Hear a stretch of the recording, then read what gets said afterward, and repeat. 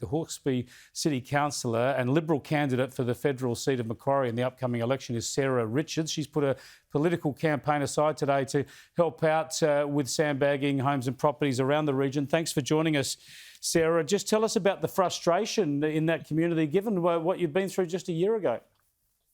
Yeah, thanks, Chris. It's an enormous situation that's happening here, and just to have it happen exactly almost 12 months ago to the day is something that our community is deeply frustrated about.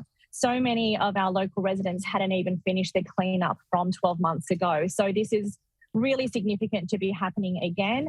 And it clearly affects a lot of people in terms of their mental health, in terms of coping with it. They have a huge cleanup ahead of themselves, or we all do as part of this community. And it is just really devastating and heartbreaking, Chris. What about the role of governments here with infrastructure? We just saw pictures with Gab Power there of the new Windsor Bridge. It's only been built a year or two, yet it's not high enough, obviously, to withstand these irregular floods. It's washed over and impassable again. And, of course, there's the increase, the flood mitigation increase to the Warragamba Dam that's been proposed for 2 decades and yet still isn't approved. Surely this stuff is needed.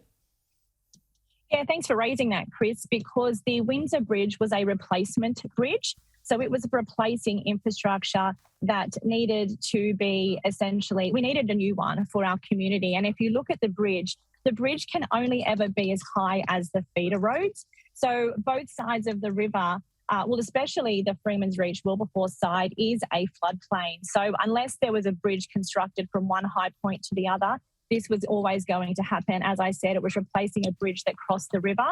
And people who do claim that it was supposed to be a flood-free bridge, that's not the case. It replaced previous infrastructure. But what about that Warragamba Dam? The idea is to increase the height of the dam by 14 metres, not to store more water, but for flood mitigation, to prevent exactly what we're seeing now. What about the frustration of waiting 20 years for that? Yeah, look, that's, the New South Wales state government has caretakers of that one at this point in time. And as a councillor on Hawkesbury City Council, I'm certainly supportive of those measures because I myself have lived on the riverbank. I have lived at Windsor on the riverbank, not far from where your reporter previously was just standing. And if our turf farmers, our vegetable farmers, our community who has lived on the floodplain well before my time and well before any, future development came to the area, they deserve to be protected, and I'm happy to stand up for my community and support that. I understand what you're saying about the delay, but I do hope that we can just get on with the job.